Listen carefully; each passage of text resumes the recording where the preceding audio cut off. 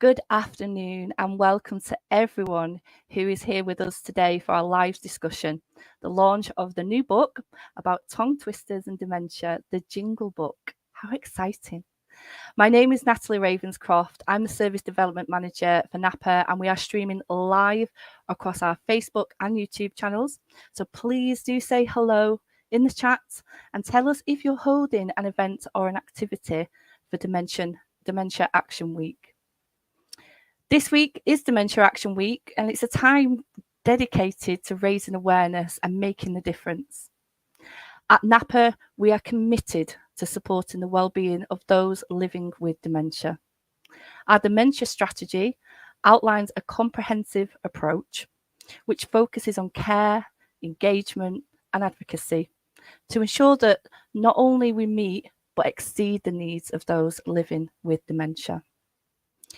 One of the cornerstones of our strategy is the importance of engagement and enhancing the quality of lives for individuals with dementia. In line with this, we are delighted to share our Dementia and Engagement Toolkit. This resource is freely available on our website during Dementia Action Week, and it is packed with practice, tools, and innovative ideas to promote meaningful engagement and activities. We invite everyone to download this amazing toolkit and integrate these resources into your daily interactions with those affected by dementia.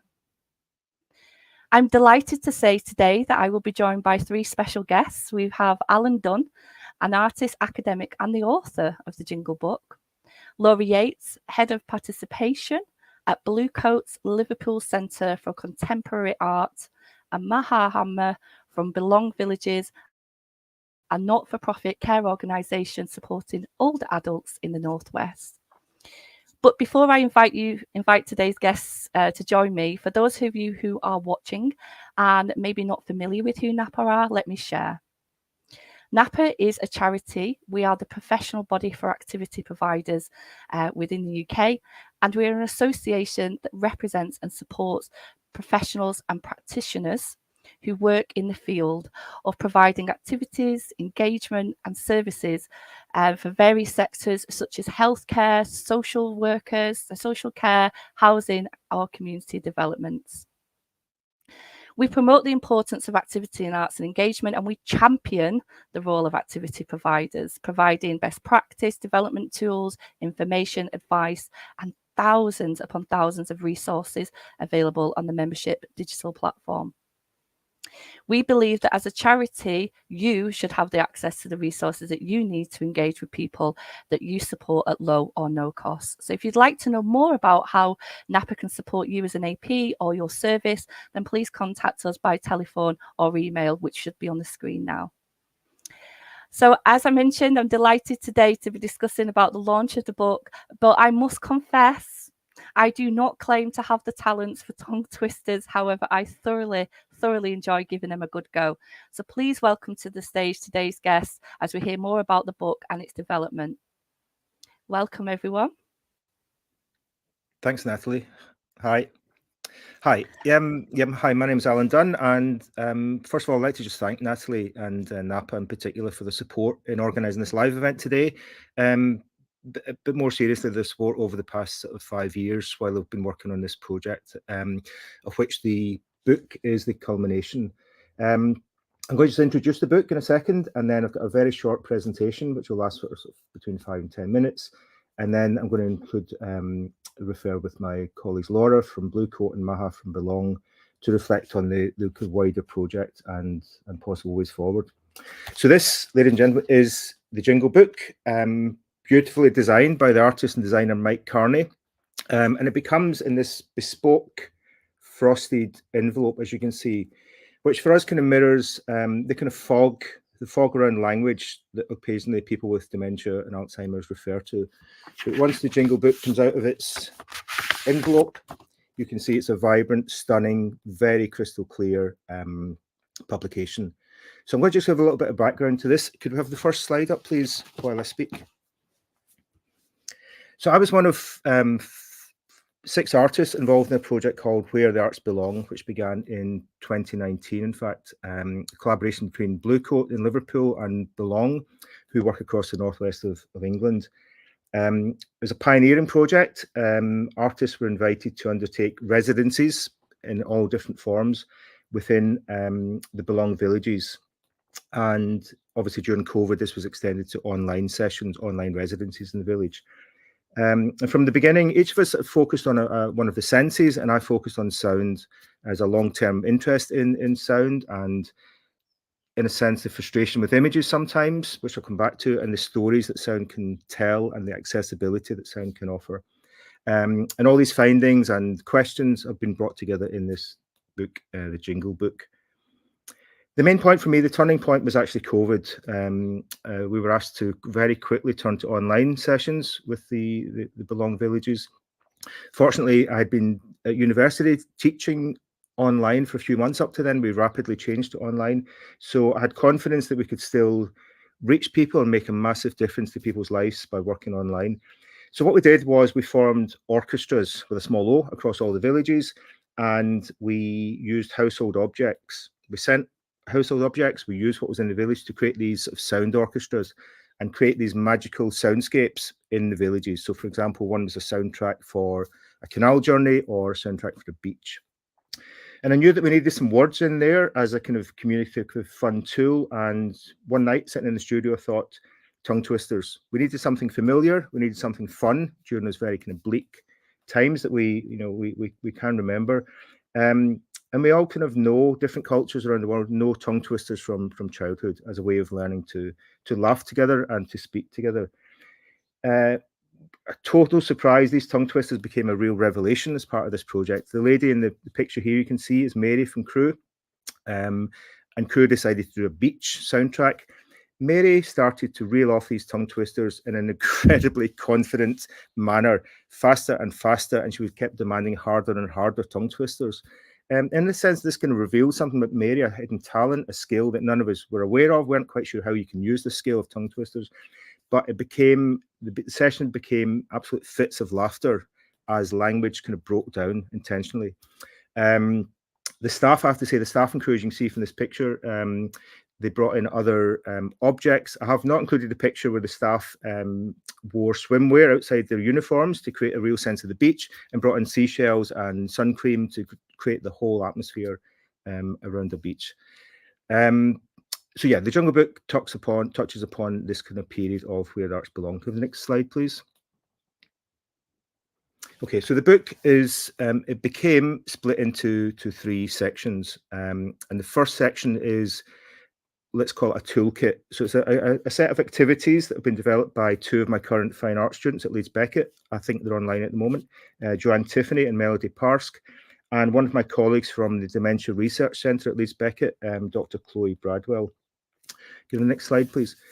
As you can see, these are designed as very colourful, very accessible, very short instructions for how we might use tongue twisters in a creative way in dementia care homes.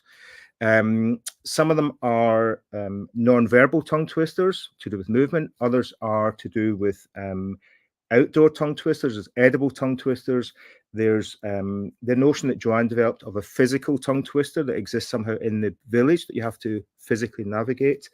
Melody worked around a word search tongue twister that became a kind of intergenerational game. So there's some stickers, tongue twister stickers that go with the word search. There's other proposals there that are not quite resolved. So one on the right-hand side, you can see a tongue twister garden.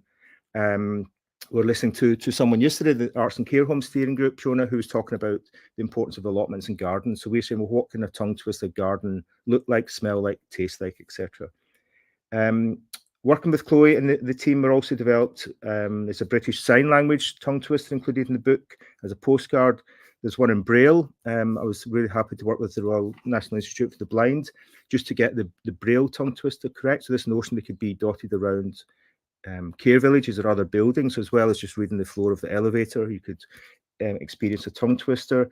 I worked with my mum, who hopefully is online, to create, she learned Pitman's shorthand as a secretary and tried to teach us as kids. So shorthand being a phonetic language, which tongue twisters are about. So there's a beautiful little badge we've included as a shorthand tongue twister.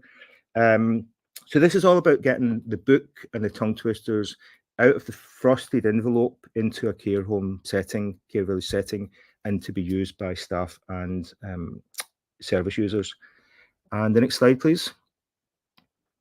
Yeah, this is the British Sign Language and the word search and stickers. And next slide, please. So the second element, it starts on this slide, and also maybe we can flick to the next slide, are a series of tongue twisters, some of which are familiar, some of which have been given a twist. So I invited my then 6-year-old grandson to write some new tongue twisters for the Belong service users and the residents to work with. So this notion that you're reading a new tongue twister that you've never ever heard before, or you can't conjure from memory. So it's not about memory, it's about reading. We also put slight twists on some of the tongue twisters. You can see red lolly, yellow lolly, and red lorry, yellow lorry. And Chloe also worked with some in French, there's some in German, there's some that have been generated by one of Chloe's activity sort of provocations. So I really feel that this tongue twister there are thousands that I've found online, ranging from very, very easy up to the world's hardest one, which Mary cracked, no problem. But this is also about using it as a starting point, so you can make your own tongue twisters as a communal shared, like composing new music, as it were. And the next slide, please. And the third element, I realise I'm rushing through this, but it's a very kind of exciting project. The third element is a series of texts, essay. There's an essay from Professor Claire Surr, who heads up our Dementia Research Centre at Leeds Beckett, contextualising the ongoing debate around arts in care homes and the relationship between the two, and a kind of fusion between the two and the relationship, and partly about language. When working with our Dementia Research Centre, having studied art, we use certain phrases and words and reference points as they do. It's about meeting in the middle to create projects like this. There's also a text from Laura from Bluecoat, who we'll hear from about in a second. And for me, most importantly, it's on the next slide, please, is a series of photographs. As I was working with Arts Belong, my dad was diagnosed with Alzheimer's, so we're sort of dealing as a family with the very personal situation. My dad was a very keen amateur photographer, and more recently, after he passed away 2 years ago, we've been finding more and more extraordinary photographs that he took of us in Glasgow, mostly in the 70s and 80s, doing quite strange things, as you can see. So top right is my Auntie Babs and me doing the famous blow a frozen pea across a carpet game. Bottom right is my mum's costume for me as a prince or a king. Bottom left, for some reason, our neighbour Hugh in a cardboard box. And top left, you can see the 70s wallpaper. So this is about sort of creativity. It's about creativity with age and a kind of looseness of making images. And I said at the start, I'd lost kind of faith in images to tell stories. Finding my dad's photographs was a way of maybe revisiting some of those, the real power of telling stories through photographs. In my text, which documents the whole project, there are also some key moments. The time we ended up on stage with Angela Rippon, having won an award for the work, and obviously having grown up with Angela Rippon on TV, it was quite a surreal moment when Angela thrust the mic in my face and said, "Give me an example of a tongue twister," and being on stage in Birmingham with Angela doing tongue twisters.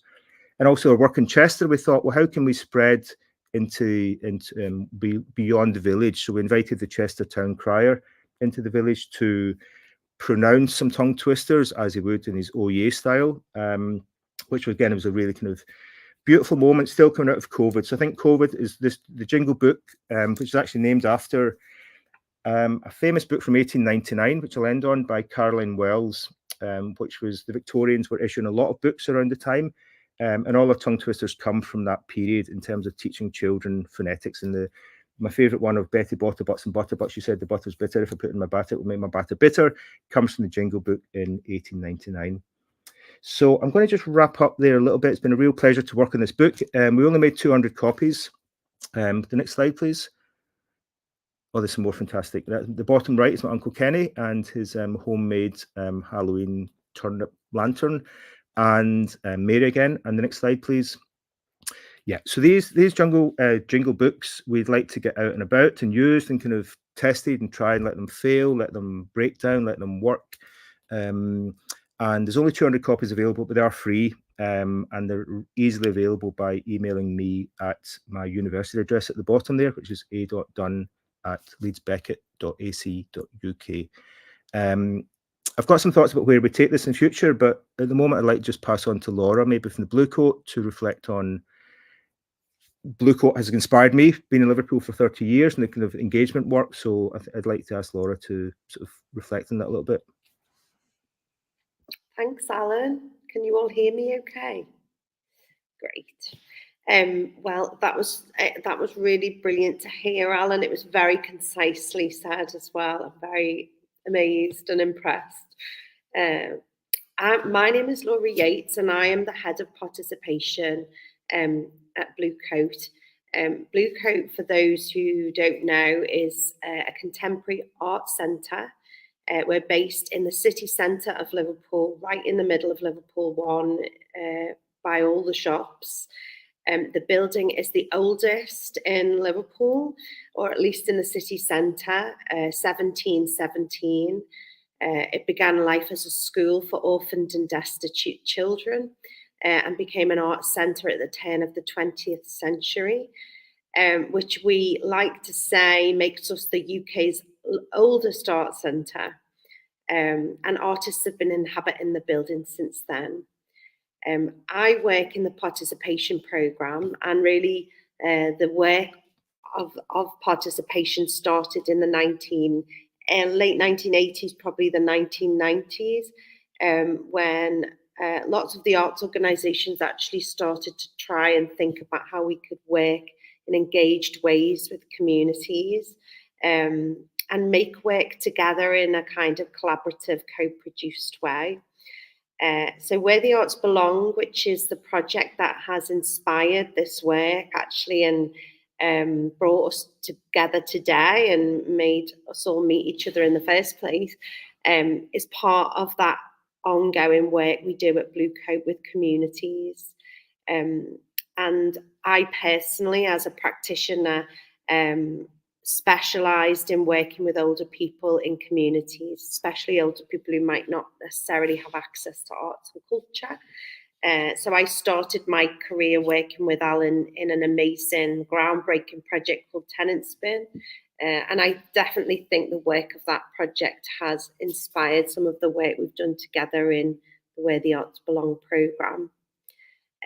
So Where the Arts Belong was a 4-year programme, and it was supported by the Celebrating Age Fund through Arts Council England. That fund was also supported by the Bearing Foundation, who are a great supporter of the work of arts organisations with older people. It started because a member of our team, Beck Fearon, who's no longer here but was very instrumental in developing this work, met with Tracy Payne, who was the original CEO of Belong, and I think she's still on the NAPA board now, is she? And she and Beck got together and talked about this fund and about our desire to work with care organisations. One of the things that the Bluecoat really does a lot of is working at the intersection with care and art and community. And so this felt like a really good fit for us, and Tracy was really willing to take the risks and be experimental in the way that we need when we're working out in communities with artists.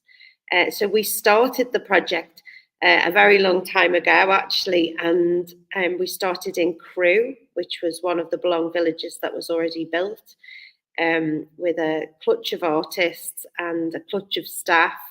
And actually what really was important was that the staff were willing to experiment with us and were willing to welcome the artists into the environment that, you know, it has to be quite a structured environment because people do have late stage dementia.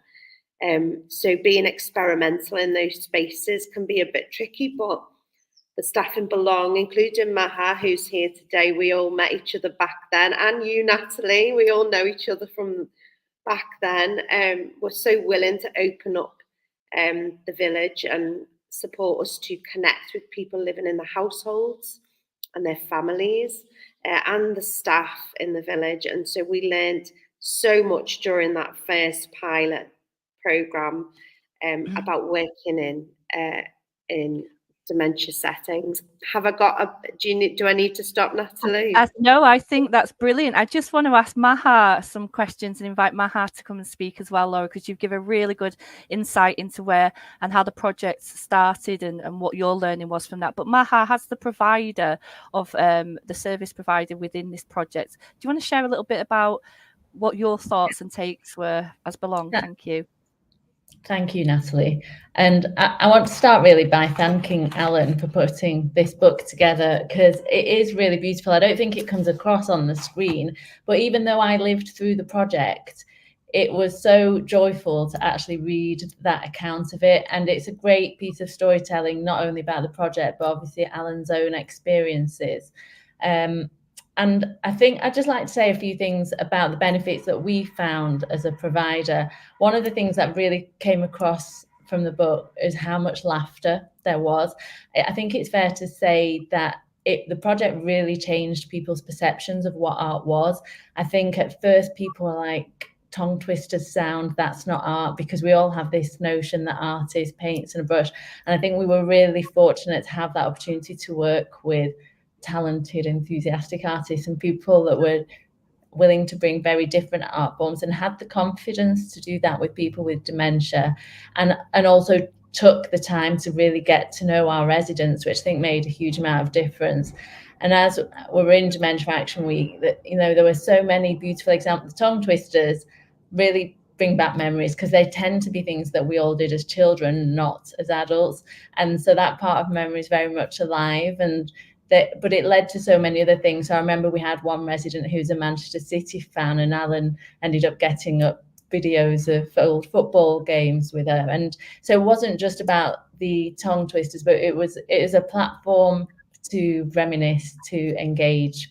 And we saw really high levels of participation from our residents, even though our staff were initially kind of a little bit wary, but they soon saw how much interest there was when it got going. And then the engagement was great, and partly because of that, taking the time to really get to know customers and engage and adapt as well. So it wasn't, okay, we moved to different residents. We didn't necessarily bring everyone into a traditional activity room, and that was really effective. And as Alan said, we adapted when it came to COVID as well, and we had to go to doing it online. So that participation that we saw was really fantastic.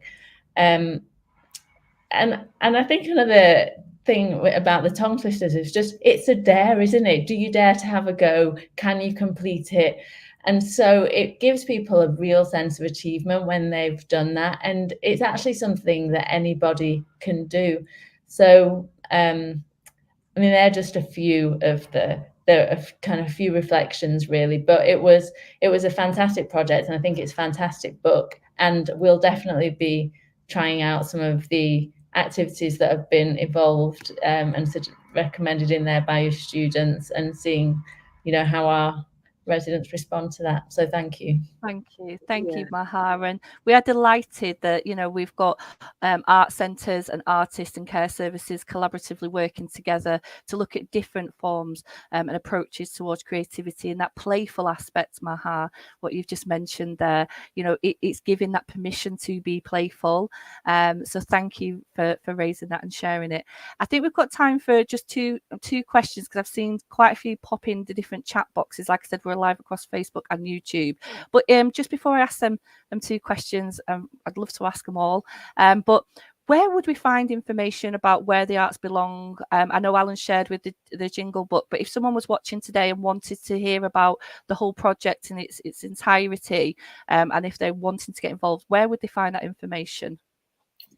We have a special page on the Bluecoat website dedicated to where the arts belong, which I'll put in the chat in a minute.